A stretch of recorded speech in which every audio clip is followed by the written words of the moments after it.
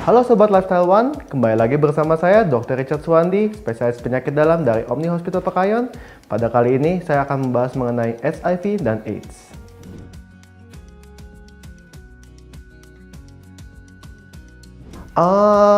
AIDS kita sebut juga dengan Acquired Immunodeficiency Syndrome adalah kumpulan gejala-gejala penyakit yang disebabkan akibat menurunnya daya tahan tubuh kita. Jadi di badan kita ini memang ada banyak kuman-kuman yang seharusnya dia kita sebut komensal netral, dia tidak menimbulkan penyakit. Tapi ketika daya tahan tubuh kita turun drastis oleh salah satu sebab diantaranya virus HIV ini, maka kita bisa terkena penyakit. Kuman-kuman ini bisa menimbulkan penyakit. Nah, kumpulan penyakit-penyakitnya baik disebabkan karena jamur, parasit, ataupun bakteri, itu disebut juga dengan AIDS ini.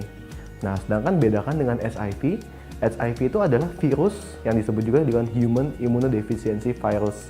Itu adalah suatu virus RNA yang dia akan masuk ke dalam badan kita dan menghancurkan kekebalan daya tahan tubuh kita atau sistem imun kita. Sehingga apabila tidak diterapi, HIV ini dalam jangka waktu panjang akan menyebabkan terjadinya suatu AIDS.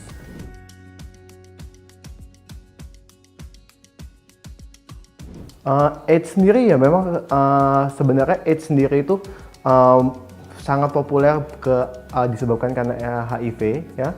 Namun sebenarnya penyakit-penyakit yang menyerupai AIDS ini dapat juga disebabkan karena sebab-sebab lainnya. Misalnya pada penderita kanker, misalnya daya tahan tubuhnya rendah sekali ya, atau pada pasien-pasien yang memiliki penyakit autoimun di mana dia harus minum obat yang menekan daya tahan imunnya. Jadi penyakit-penyakit ini bisa timbul pada pasien-pasien seperti ini, meskipun kita tidak sebut dengan istilah AIDS. Begitu. AIDS sangat populer hanya kepada HIV saja. HIV ini ini mungkin banyak miskonsepsi ya. HIV ini hanya menular melalui darah. Ini sobat-sobat perlu tahu ya. Jadi banyak kan pertanyaannya apabila teman kita atau kita bertemu dengan orang yang menderita HIV atau HIV ini bisa nggak sih kita tertular hanya dengan bersalaman atau yang trennya itu berciuman saja, bisa nggak?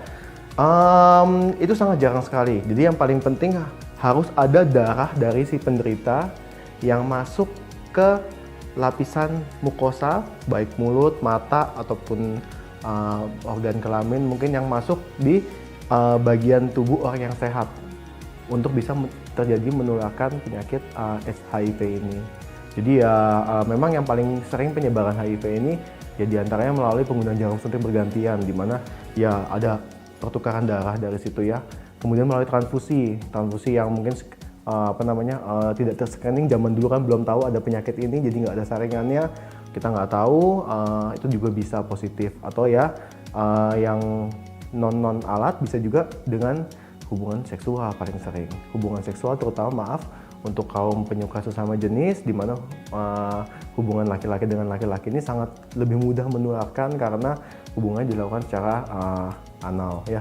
Untuk hubungan seperti ini itu tidak ada lubrikasi dan sangat rawan ada lecet dan ada transmisi darah dari si penderita ke orang yang masih sehat ini.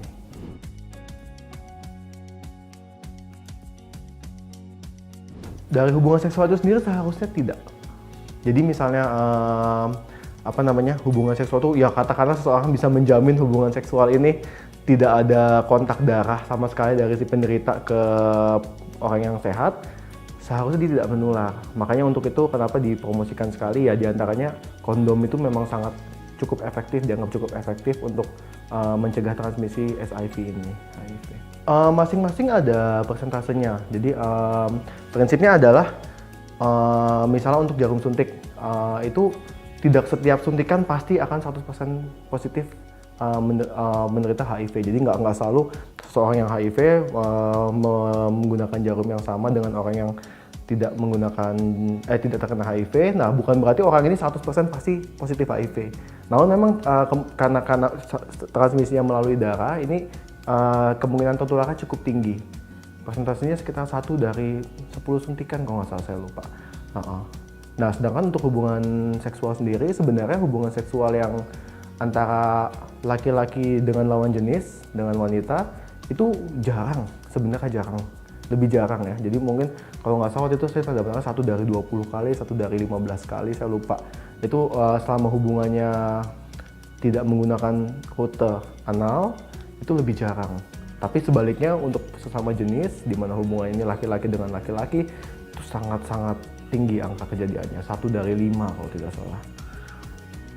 Alat facial, alat-alat kecantikan, apalagi di mungkin salon-salon kecantikan yang tidak jelas ya, kurang terdaftar, tidak mengikuti sertifikasi atau standarisasi yang ada, itu seringkali mereka menggunakan jarumnya itu jarum yang sama, namun dibersihkan saja. Nah, kuman HIV ini tahan terhadap perebusan. Sama sepertinya dengan kuman hepatitis C atau hepatitis B ini sebenarnya tahan. Jadi saya bahas hepatitis B dan hepatitis C karena memang penularannya sering lewat alat kecantikan ini ya. Kita nggak tahu pasien sebelum kita positif atau tidak, namun ketika digunakan ke kita, selama itu berhubungan dengan pembuluh darah kita, digunakan untuk menyuntik itu bisa positif, ada kemungkinan.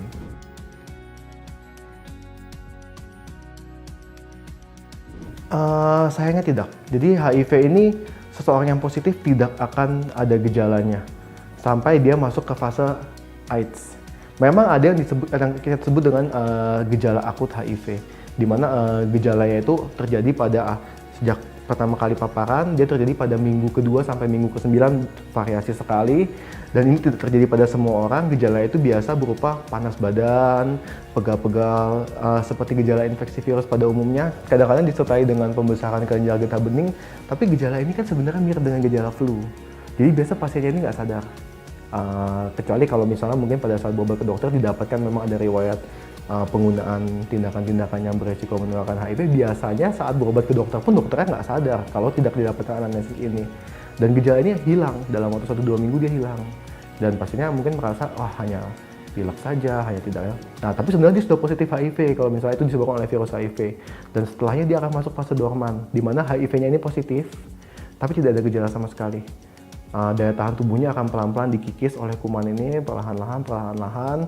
Nah, tergantung dengan bagaimana gaya hidupnya si pasien, kesehatannya, pola makannya.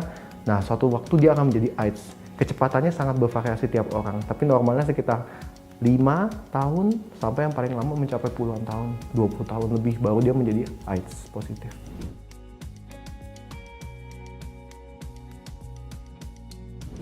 Sayangnya sampai saat ini belum. Ya, jadi HIV saat ini, kalau HIV zaman dulu ya, itu vonis meninggal itu. Tidak ada obatnya, tidak ada pengobatannya sama sekali. Tapi HIV sekarang sudah berbeda. Seiring dengan perkembangan teknologi, kemajuan teknologi itu sampai sini adalah kita bisa menemukan obat-obatan yang akan menekan si virus ini. Jadi virus ini tidak akan hilang sama sekali dari tubuh, tapi ditekan dengan obat-obatan. Jadi apakah seorang penderita HIV bisa sembuh? Tidak. Tapi apakah seorang penderita HIV dengan pengobatan yang teratur bisa seperti manusia normal, hidup normal sampai tanpa komplikasi dan yang lainnya? Bisa. Dengan syarat dia berobat teratur, minum obat, konsumsi obat secara teratur.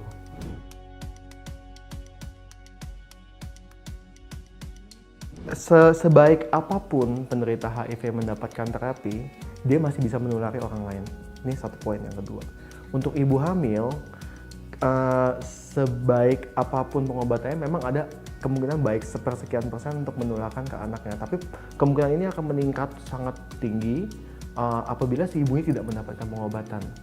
Data menunjukkan seorang wanita penderita HIV yang tidak mendapatkan pengobatan dan dia jumlah kuman di badannya itu dalam titik tertentu yang tinggi, itu kemungkinan menularkan ke bayinya apabila dia tidak mendapat obat itu sekitar 50%. Berarti 1 dari 2 kehamilan. Tapi apabila wanita ini mendapat pengobatan teratur, jumlah kumannya ditekan seminimal mungkin, obat-obatannya ideal, itu angka itu bisa sangat berkurang sekali. Dan yang perlu diketahui, WHO sendiri sudah mengatakan bahwa wanita yang menderita HIV bukan merupakan larangan untuk hamil. Wanita ini boleh hamil, masih berhak untuk memiliki anak, tidak dilarang dengan syarat dia harus berobat secara teratur.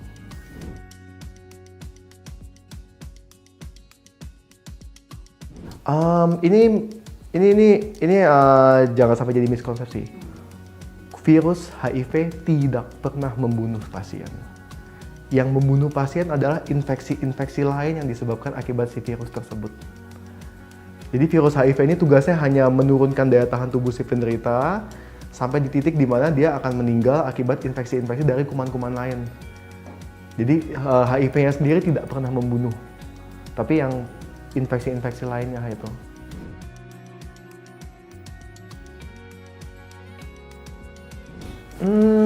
Untuk yang sudah positif HIV, yang pertama ketahuilah bahwa Anda membutuhkan pengobatan.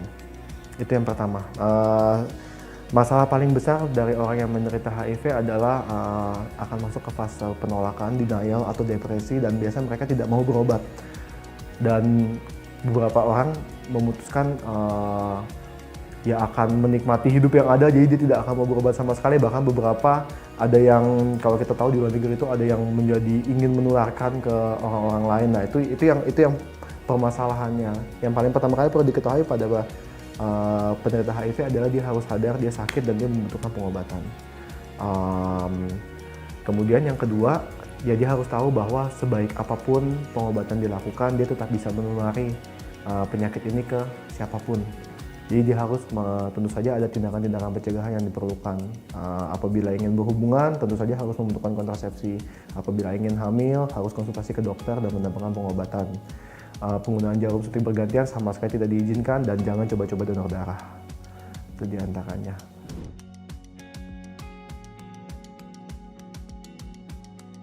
Tentu saja ya,